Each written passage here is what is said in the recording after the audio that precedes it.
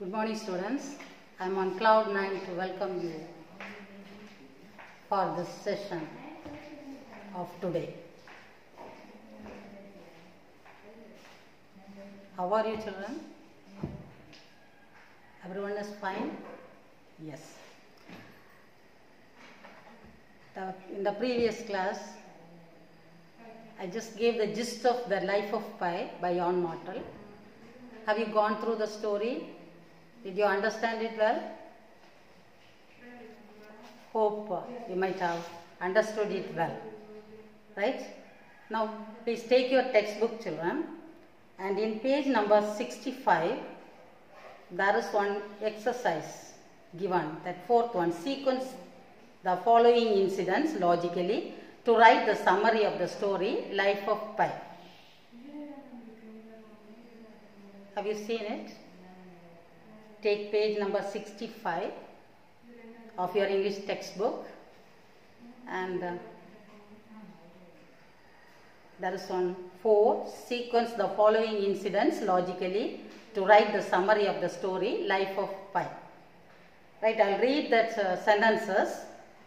After that we have to arrange it. As he looked around, he was shocked to find Richard Parker on the board.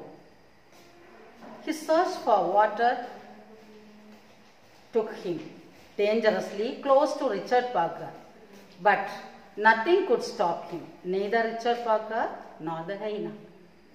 Pi left Richard Parker in a jungle and reunited with his family. Pi came back to life and his senses after drinking the elixir of life. He understood that it was Richard Parker who helped him survive for 227 days. He was pinned by weakness, having had no food, water, or even sleep for nearly 3 days. Strangely, his thirst overpowered his fear of Richard Parker, and he went about exploring for fresh water. A little later, he succeeded in his search when he found stacks of cans of drinking water. Pi was stranded in the Pacific on the lifeboat. Then he realized that Parker, who scarred him earlier, brought him peace, purpose, and wholeness. Now let us arrange it, children. Or you can do it as homework and we will read it out in the next class. I think that will be better. But I have a doubt whether you will be doing it or not. Anyway, read it 2 minutes. First sentence, Pi was stranded in the Pacific on a lifeboat. Correct? Second one, he was pinned by weakness, having had no food, water, or even sleep for nearly 3 days. Third sentence, as he looked around, he was shocked to find Richard Parker on the boat. 4. Strangely, his thirst overpowered his fear of Richard Parker, and he went about exploring for fresh water. Fifth sentence, his search for water took him dangerously close to Richard Parker, but nothing could stop him, neither Richard Parker nor the hyena. Next one, a little later, he succeeded in his search when he found stacks of cans of drinking water. Seventh one, Pi came back to life and his senses after drinking the elixir of life. Eighth one, he understood that it was Richard Parker who helped him survive for 227 days. Ninth sentence, then he realized that Parker, who scarred him earlier, brought him peace, purpose, and wholeness. The last sentence, Pi left Richard Parker in a jungle and reunited with his family. Done it? Right. Now today we will move on to the third chapter, third unit, prose lesson. And the third unit poem is completed by our principal already. Just prepare yourself there. I am not going to take it again. Here, in celebration of being alive.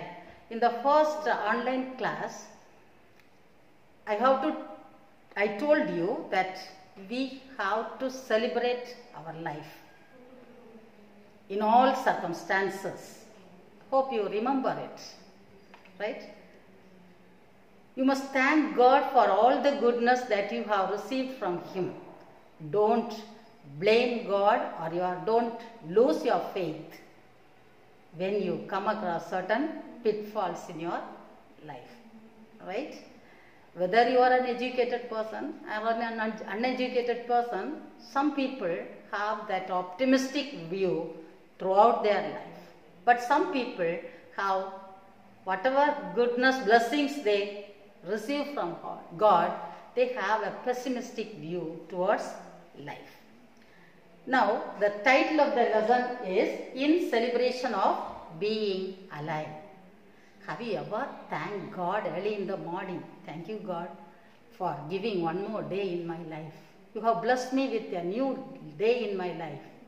Whether I am undergoing some suffering or some blessing or whatever it is, you have blessed me with a new day.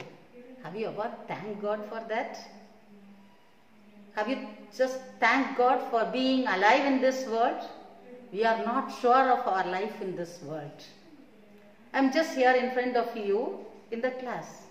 I have no surety that I will reach home safely after 1 hour or 2 hours, maybe.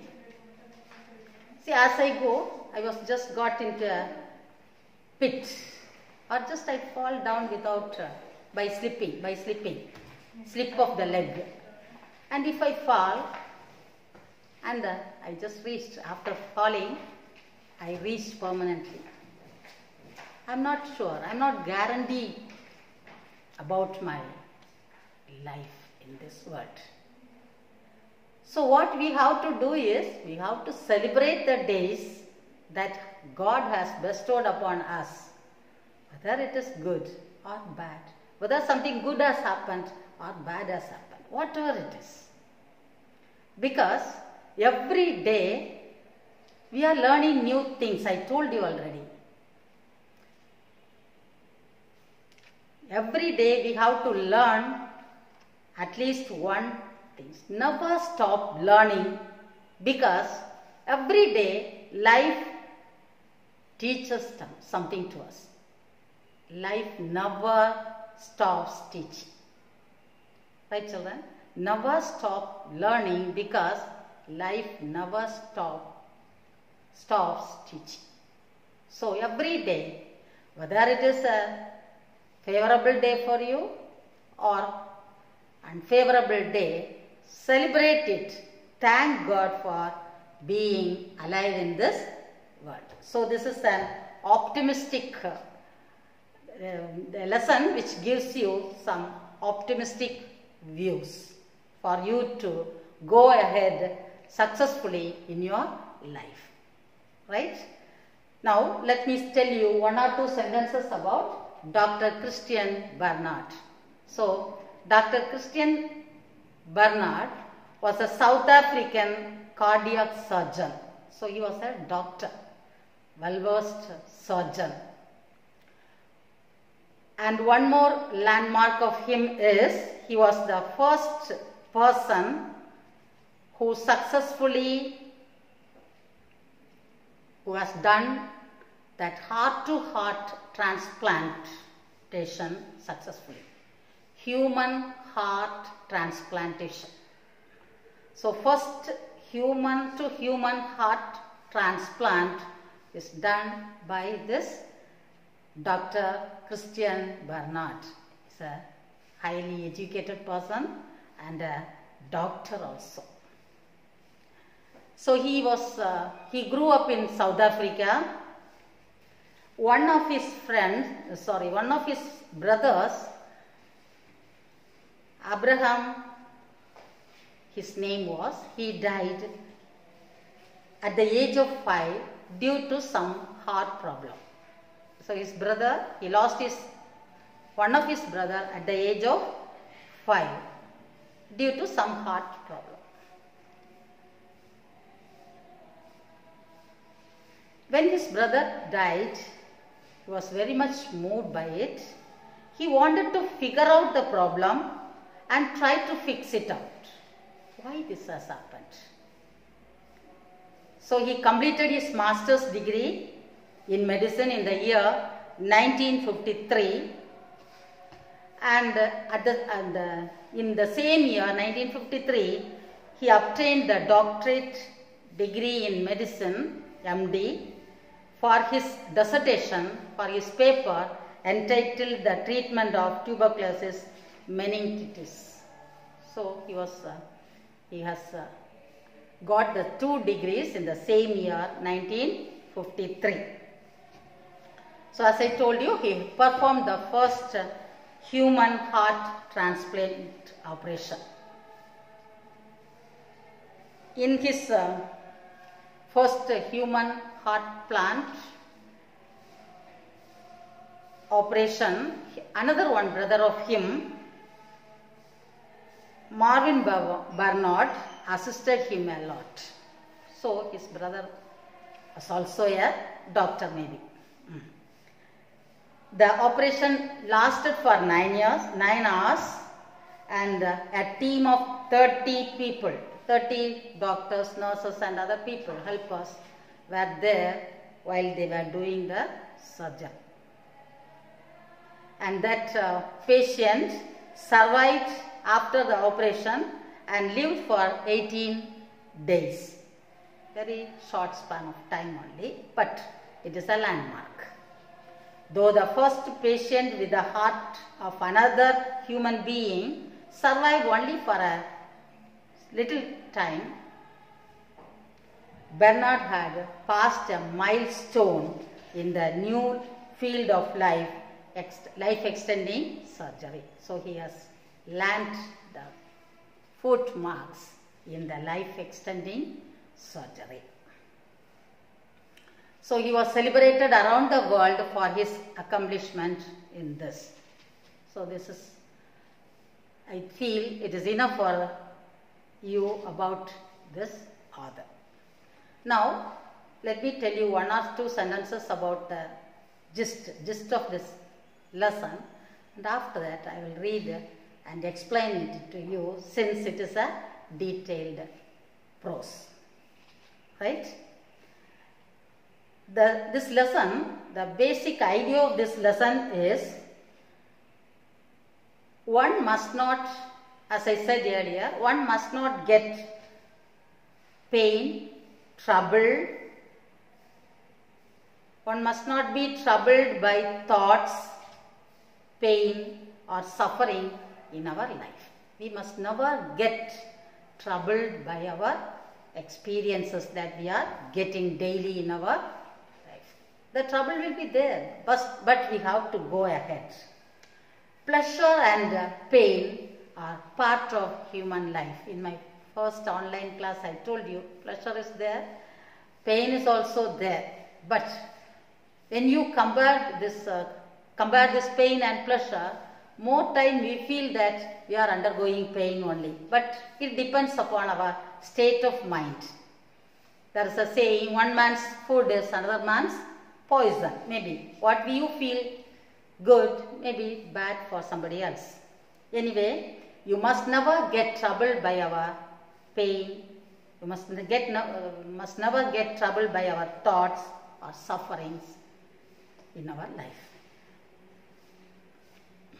We must try to forget the suffering, and try to find joy in it. We can learn this lesson for living from the young people who like to lead a cheerful life. Though he was a doctor, our Christian Bernard is a highly educated person. He was most often thinking of his suffering and pain. So many people are living in this world and they are undergoing troubles If I take my life, I lost my brother when he was just 5 years, a small baby, a small child, maybe schoolboy stage. So one after another, if I analyze, I undergo often suffering and pain in my life. This is the basic thought that Dr. Bernard had in his mind always, though he was a successful person. But one must get on well with the business of living. What is this business of living? Getting joy in the real sense of the term, without sorrow or suffering. The business of living is the celebration of living. Celebration of living. Now, the gist of it, Dr. Bernard was a South African surgeon, as I told earlier, designed artificial heart valves and wrote, he is a writer also, he wrote many books on medicine. Here in this prose piece, he ruminates on why people suffer. One day, he along with his wife went to a hotel and they had a meal. And after their meal, they just came out and they were crossing the road. While they were crossing the road, a car just came across and hit him, knocked him at his wife. She was thrown on the other line of the road and was hit by a car which came from the opposite direction. Bernard suffered from 11 broken ribs and perforated lung. His wife had fractured shoulder. As he was there getting treatment in that hospital, he reflects on what his father used to tell. Whatever happens, it is for your good. It is for your good. Suffering is God's way of testing, refining, molding, teaching you new things. This is the idea that Bernard's father had. Whenever he come across certain difficulties in his life, he may be an optimist, maybe. He used to say, it is through suffering God teaches us. He refines us. He purifies us. He enables us to live a better life. This is his father's idea. But Bernard has no faith or belief in it. He did not feel that after undergoing trouble, we become noble, pure, refined. He has no faith in it.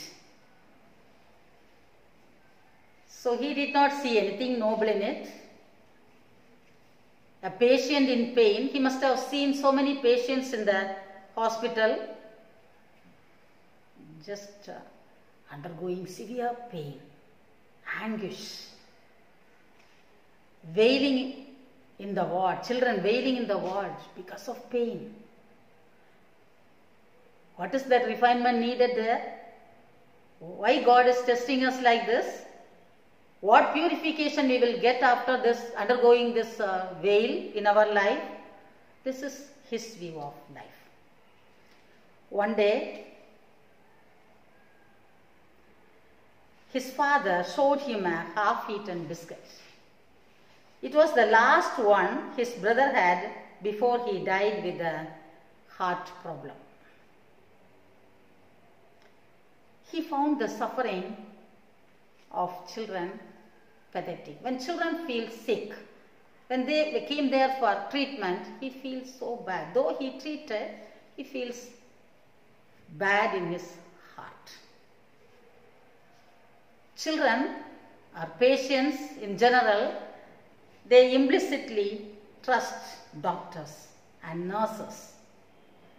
They believe that they can help them. Even if they can't help, they accept their fate. So doctors try their level best, but sometimes people die while they are treating. So they just leave it, accept it as the fate of the child or the patient. Right. This incidents, one by one, what he has seen in hospital, his own brother's death, all this has brought an awareness to Dr. Bernard of suffering of little children. Several years ago, he witnessed an incident at Cape Town Red Cross Children's Hospital. He just witnessed an incident in the hospital.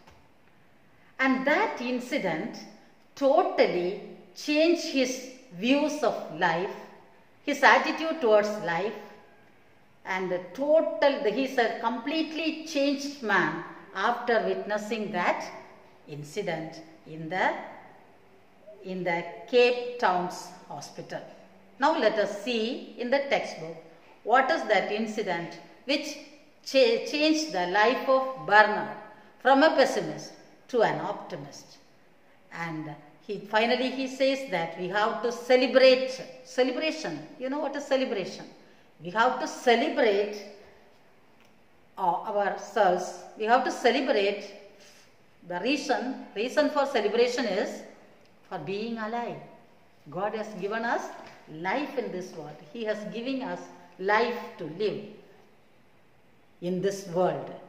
So every day we must celebrate it. So our life will be a celebration hereafter every day after reading this incident which has changed our Dr. Christian Bernard. So hope this will be an optimistic lesson for you to change your attitude towards life. Nowadays, children are very much tensed. When small pitfalls comes in their life, at once they go to commit suicide, or they will stop their studies, and all these things happens because we don't know to celebrate our life. We don't know to celebrate our life. We have to celebrate our life and live a better life in this world for ourselves and do something good to the society also. There are so many types of people you could see in this. Red in complexion, white in complexion, dark in complexion, people with highly talented people. What we say that, but everyone is talented in one way or other. That is the truth. And some people who are visually challenged, physically handicapped, all these people are there. See, once when I was a small child, in our church, one visually challenged person came. And he could not see anything. He came for the service and he gave the message. While he was giving the message, before that he sang a beautiful song. He has a beautiful sound, very good voice. And he was very happily, with a smiling face, he completed the song. He gave the message. After that, he was talking to everyone. We are all strangers to him, but very happily he greeted us and he talked. I was really wondered to see that man, visually challenged man, having that much happiness in his mind. He knows to live. He is celebrating his life. Whereas, if we take ourselves, are you celebrating your life? Are you celebrating your life every day? Are you thanking God for the parents that you have got, the climate, the water, the surroundings, neighbors, friends, and all the good things that God has bestowed on us for us to live in this world a successful life? Yes, do it, children. Now, let us come back to the lesson. Very quickly, I will read it because I just gave you the gist. Towards the end, that incident only I have to teach in detail. The remaining I will be just reading. I hope I'm very sure that you will understand it. Okay, children? Take page number 67 of your reader. And in celebration of being alive. In celebration of being alive, written by Dr. Christian Barnard. There are several physically challenged people who had lived successful and meaningful lives. Can you tell some people who has achieved something though they are physically challenged? So many people. Here are a very few personalities who have fought great odds and lived a life of blessing achievements. Let us share what we know about each of them and complete the table below. Beethoven, hearing impairment, he achieved in music. Demosthenes, he has a speech impediment, he could not talk. He has become a great orator. Helen Keller, visually challenged and she got a hearing impairment also, but a very good writer. Please fill in that blanks. Mariyappan Thangavelu, he has a stunted leg, but he has a great athletics in Olympics. Mozart, he has hearing impairment. He is a well-versed musician. John Milton, visual impediment, that is visually challenged person he is. And he is a musician and he is a very good writer, English writer. And he is the only, he has written Paradise Lost, an epic, a long narrative poem basing on a famous topic. He just chose the topic as the fall of man, and this John Milton was a blind poet, and that is the only completed epic in English literature. The only completed epic in English literature is written by a visually challenged person. Sudha Chandran, leg amputation, but a very good dancer. So these are the people who have some physical infirmities, but they achieved success in life. Just think of ourselves. God has blessed us with everything. Beautiful eyes, all the features, proper functioning of a human body is there with us. But what about us? Just let us think and come for the next class. Okay, children? Till then, bye.